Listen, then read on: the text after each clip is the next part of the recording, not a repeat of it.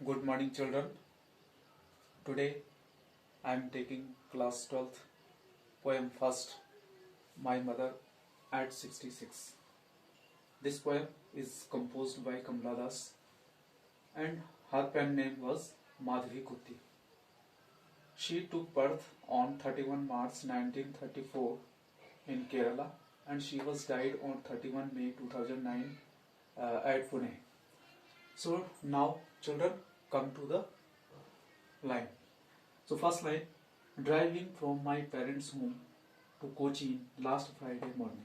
तो ड्राइविंग यानी कार की ड्राइविंग हो रही है, कार में बैठे हुए हैं माई पेरेंट्स होम, और वो अपनी कमला दास जो है अपने माता पिता के घर से वापस आ रही है और उसको कहाँ जाना है, कोचीन जाना है, इसलिए उसको एयरपोर्ट पे आना है कार के द्वारा। ठीक है, तो लास्ट फ्राइडे की बात है, शुक्रवार, पिछले शुक्रवार की, और मॉर्निंग सुबह की बात है। ठीक है, तो आई सो माई मदर बिसाइड हर, उसने क्या देखा कि उसके बगल में उसकी माँ है, यानी कार पे बैठे बैठे उसको अपनी माँ की याद आ रही है और माँ की ओर देखा उसने। डोज, और वो ऊँग रही है, मतलब उनको थोड़ी सी आलस्य आ रहा है, हो सकता है उनको नींद आ रही हो। ओपन माउथ, और उनका मुंह जो है खुला हुआ है। हर फेस एशन लाइक दैट, और ऐसा लग रहा है कि जैसे उनका जो चेहरा है वो धूमिल सा, राख के कलर की तरह, ऐश का मतलब राख, धूमिल सा लग रहा है। Darkness of a corps, of a corps का मतलब है कि जैसे मृत शरीर बैठा हो बगल में, ऐसा उसको लग रहा है। एंड रियलाइज्ड विद पेन, इसका मतलब क्या है कि उसको कष्ट हो रहा है, वो अपने को कष्ट महसूस कर रही है, यानी माँ को भी दुख हो रहा है। पेन का मतलब कष्ट। That she was as old as she looked, और वह इतनी बूढ़ी दिखाई दे रही है, इतनी उम्र की दिखाई दे रही है, एज शी लुक्ड, और जैसे कि वो दिखाई दे रही है उतनी ही उम्र की है। ठीक है ना। But soon put that thought, लेकिन इस प्रकार अवे, इस प्रकार के जो विचार उस कमला दास के मन में आ रहे हैं, उसने थोड़ी देर के लिए उनको एक तरफ रखा, उन विचारों को, फिर वो दूसरी तरफ देखने बैठ गई, विंडो साइड। ठीक है, लुक्ड आउट, और बाहर देखा विंडो से, एट यंग ट्रीज स्प्रिंटिंग, जो छोटे पेड़ हैं वो पीछे की तरफ तेजी से दौड़ रहे हैं और कार आगे की तरफ चल रही है। The Mary children speeding, the Mary children, जो बच्चे हैं वो बहुत खुश हैं, मतलब कार से वो देख रही है ये सब बच्चे बाहर, वो खुश हैं और अपने घर के दरवाजे से बाहर आ रहे हैं, दौड़ लगा रहे हैं खेलने के लिए। But after the airports, but after the airports, और जैसे ही वो एयरपोर्ट पे पहुंचते हैं, सिक्योरिटी चेक, वहां पे सिक्योरिटी चेकिंग होती है।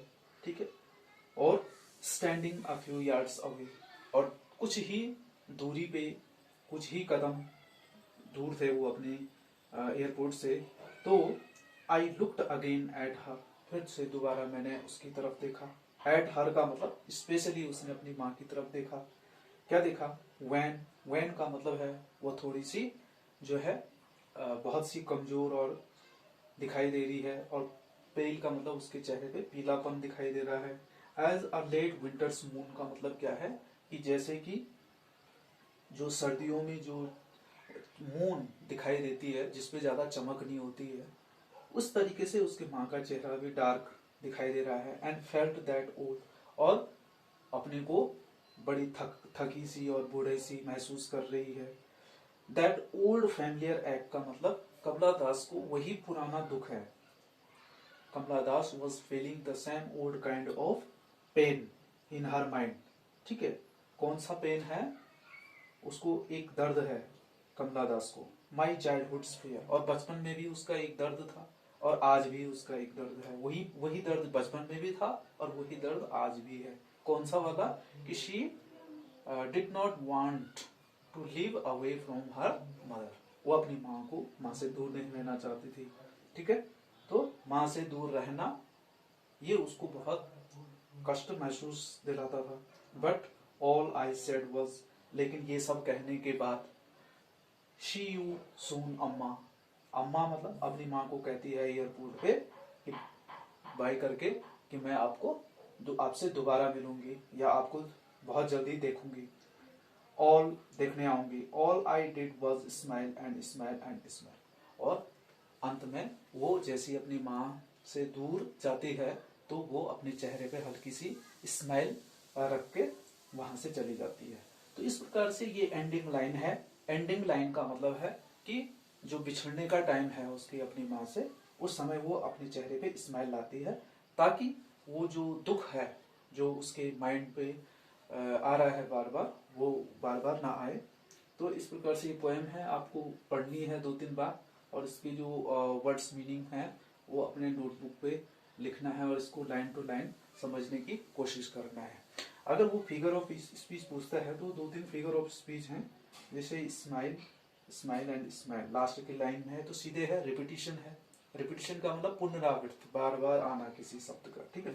दूसरा है as a late winter's moon, तो इस प्रकार से as a late winter's moon, इसमें सिमिली का यूज हो रखा है। और लाइक दैट यहाँ पर भी है, हर फेस एशन लाइक दैट, यहाँ पर भी सिमिली का यूज हो रखा है। तो सिमिली और रिपीटिशन यहाँ पर आसानी से यूज हो रखा है इस पोएम में। तो इस प्रकार से ये पोएम आपको पढ़नी है 2-3 बार, और बड़ी अच्छी पोएम है, आसान पोएम है, आपके समझ में आसानी से आ जाएगा अगर आप इसको 2-3 बार रीड करते हैं, ठीक है, इस तरीके से। तो पोएम है आपकी फर्स्ट पोएम है माय मदर एट 66, और किसने लिखा इसको? कमला दास ने। Thank you.